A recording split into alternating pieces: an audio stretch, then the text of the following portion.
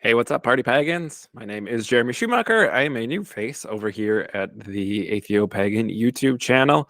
I'm excited to connect with y'all and start putting out some hopefully interesting topics to stimulate discussion and hopefully share a little bit about what I know and how I kind of connect to this path of atheopaganism. So, a little bit about me, kind of by way of introduction. I'm a licensed marriage and family therapist. I've been working in the mental health field for about 15 years, a little over 15 years now. I spent time in higher ed. I've worked in private practice. I now own my own private practice. So that licensed marriage and family thing is very much about relationships and romantic relationships, specifically family dynamics. All that stuff is my bread and butter and how I like to do therapy. I also have a specialty in religious trauma, which may be of interest to some people. I'm a regular on the after hours Zoom meeting mixer that we have. It's on the Discord channel or on the Facebook page you can find on the events page. And religious trauma comes up there often. So just by way of sharing some of that stuff. I'm going to talk a little bit about religious trauma, kind of what it is, what it looks like, how it might show up, and what we can do within atheopaganism to work through some of that if we're coming from a high control religious background and have found our way to atheopaganism. Really light topic for an intro video. So one of the things I talk about a lot is trauma is anytime our brain does not get to complete the stress response cycle. So trauma is really the brain's response to any stimuli which triggers an unsafe reaction. So multiple people could go through the same event and have a totally different response to it. Not everybody who experiences similar conditions will have trauma from those conditions. Some folks are able to process that. Maybe they have good support system. Maybe they have a ton of resources available to them, both literally resources, whether it's family support or it's financial support or whatever, or just really good brain resources, really good body resources where their brain and body are able to sort through this negative experience. We call it an adverse experience. And so that's kind of like the precipitant, the event that stimulates potentially a trauma response. And what happens is when that brain's assessing this threat, that it stays in the mode of assessing the threat. It's never allowed to kind of complete that stress cycle. So the analogy I do use is going back in time, back in the day, our early ancestors who had to deal with threats like saber-toothed tigers or things like that, or just living in a more wild environment. A wild animal, you see it, it's a threat, your brain assesses that threat, you run away from it, right? You go back to your village, you go back to your community, you gather a hunting party up, you go out, you hunt the wild animal, and then you throw a feast.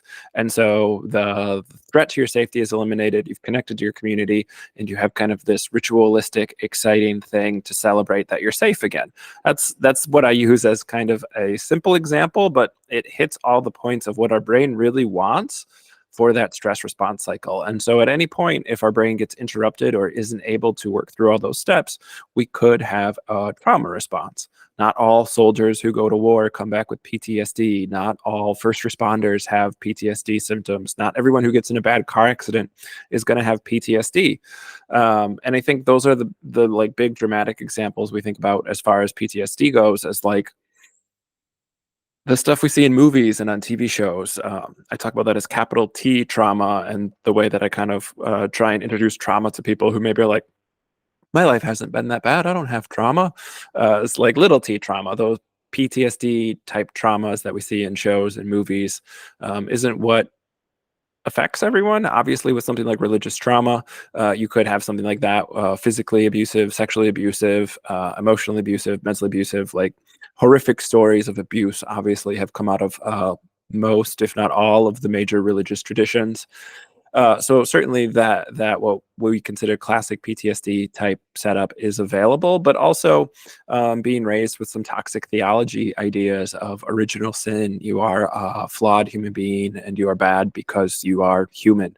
something like hell trauma, where you're going to be punished eternally, an infinite punishment for a finite crime.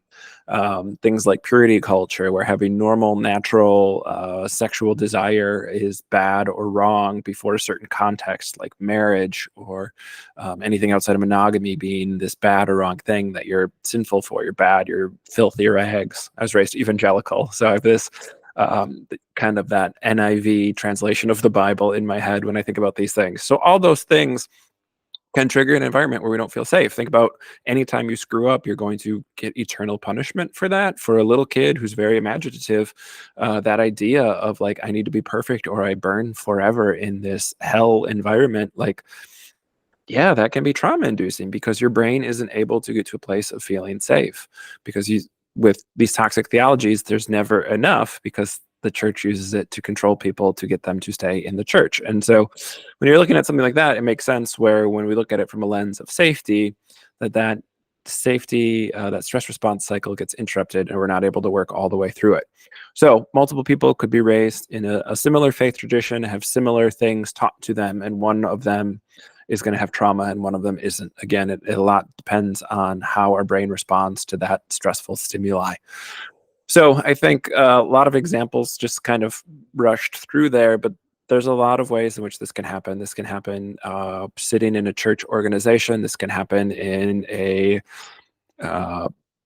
compound we grow up within a cult environment. This can happen in our homes around the dinner table. There's a lot of ways in which religion, and especially high control religions, permeate someone's life in a way that might make them feel unsafe, without even getting into like the obvious examples of abuse of spiritual leaders or preachers or gurus or whoever it might be, abusing their power and then abusing their victims. So that's kind of religious trauma. And then what happens? Well, the brain goes fight, flight, freeze, or fawn. Those are kind of the stress responses we have. Again, that saber-toothed tiger type example. We could run away from it, fight. We could flight. We could fight it, which is obviously the fight. Freeze is where we become so overwhelmed we might dissociate. We might have an out-of-body experience. We might just like be at a loss for words. Freeze can be temporary for people. It can linger for some people in those dissociative type states. And we also have fawn response, which can look like people pleasing. I have a long-haired Chihuahua. He likes to pretend he's a big dog, and then when dogs get too close to him, he rolls right over on his back right away to highlight that he is not a threat. That's kind of the fawn response. In the animal kingdom, we see the fawn response really looking like people pleasing, like extreme people pleasing. For those who are maybe dealing with some religious trauma. So it's one of those things where fight or flight is kind of well known. I think a lot of people talk about it regularly as trauma response. Freeze is a little less known, but people are talking about it. And fawn is the one that we see a ton for people who are dealing with religious trauma, but not talked about as much in the main cultural discourse around trauma. So I think it's one of those things where if you're familiar with PTSD, and even with familiar like the complex PTSD that we talk about but was not included in our diagnostic manual, that's really what we're looking for with like religious trauma. It's often an environmental thing that lingers. It's sometimes that one-off event, but often it's this environment of not getting to feel safe and not letting your brain move through things in a safe way, getting to that safe place and getting to acknowledge that safe place, whether just through some sort of big behavior or a ritual like a ceremony or a feast, in that example that I used earlier, an acknowledgement from our social group. So again, feeling unsafe and just having a parent or an older sibling or an elder in the church belittle you, make you feel bad, dismiss your concerns, invalidate you, could also trigger a trauma response because your brain isn't able to kind of get to that landing place of I'm safe and acknowledged within my community. So a lot of ways where this can pop up. What does that have to do with atheopaganism, right? So I think for a lot of folks, myself included, finding a spiritual path that isn't tied to a specific leader, that doesn't have a hierarchy attached to it, is really appealing. I think the 4 pillars and the 13 principles are really appealing to a lot of folks. I served on church boards. I was the vice president of our church board back in the day when I was still a good little Christian. And like, I don't think we had an ethics standard, So I think a lot of these things are really appealing to people, and that lack of hierarchy is really helpful in creating a safe environment where people are really free to come and go as they want. There isn't a hierarchy, and so that opportunity for abuse is less. Not that we can totally eliminate it, because there are people who will do bad things, but also there isn't that hierarchy of like, I'm the leader, or I'm the elder, or I'm in charge, and therefore you must listen to me. So I think that's really good. I think ritual is really, one of the 13 principles is praxis. So enacting ritual in a meaningful way in our daily or monthly lives, yearly lives, wherever we can fit our ritual in a way that makes sense to us. I think ritual is really helpful with dealing with religious trauma, and also getting to a place of like helping your brain and your body communicate about stressful situations and how to respond to them. So that classic example I use of that saber-toothed tiger is like a feast gets thrown, right? Like, we've eliminated the threat, we're safe, and we're actually going to go above and beyond just eliminating the threat to like really this celebration, this connected experience that we feel safe, and we acknowledge that safety. We really get to lean into being safe. So I think that can be really helpful for people. I think there are rituals around that. There are things that I talk about with my clients who have religious trauma, where using the rituals of their religious upbringing and taking ownership of them. So whether it's rewriting the words to a song or a hymn that you were raised in, taking a prayer and making it your own, using your own words, taking the toxic theology out of it and recreating it or re-owning it.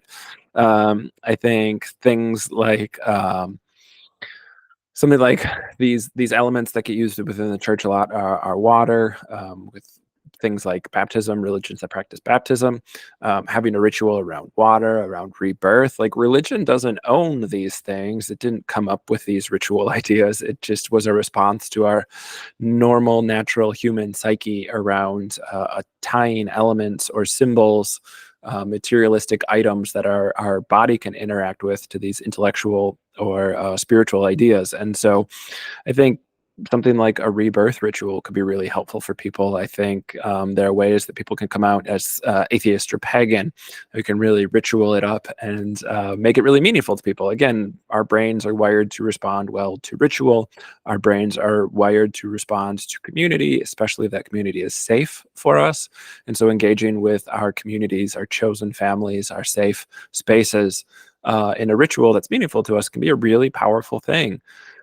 Another longer video for me at a later time is probably the psychology behind ritual and how our brains and bodies communicate while we're engaged in ritual behavior with other human beings is really fascinating. Short version is basically like our central nervous systems can get aligned with other people. So being at a football game and chanting, or going to a concert and singing along, like those things, like you can have these experiences that, our heart rate changes based on the music or the drum beat or the chant tempo, and our blood pressure changes, and the amount of oxygen that's flowing through our brain via our blood, it looks different. So like, there's all these things that can happen. We might have that like hair on the back of our neck or goosebump type feelings, and those are all physiological responses to the stimuli. So I think finding ways to tap into that, to take ownership of that, to create a safe space around that, to really honor that, and then also have those spaces available regularly, can help our brain complete that stress cycle that maybe we weren't able to, either because we weren't allowed to by other people, we didn't have the resources or the skills or the training to do that. So this is me trying to do a short video because I can be quite wordy talking about these things and go on and on and on. But this is as an introduction to me, a little bit about my background, a little bit about one of the things that I'm super passionate about talking about, and one of the reasons I feel like atheopaganism was a good fit for me. So feel free to drop down in the comments and share your story, ask questions. Like I said, I'm new over here on the YouTube channel with atheopaganism, but I'm excited to be involved. I love connecting with people. I love talking about these topics. I'm a huge proponent of destigmatizing mental health. Religious trauma is one of my jams. I'm neurodivergent, so neurodivergence is one of my jams, talking about religious trauma, relationships, all that stuff. So mental health is everywhere. As a mental health professional, I love talking about it and engaging with people in a way that's relatable and meaningful to them. So Thanks for stopping over and watching the vid. Like and subscribe, do those YouTubey things. It's all helpful for atheopaganism and connecting to people and helping new people find their way over here if it's a good fit for them. All right, everybody, take care. Thanks so much for watching. Peace.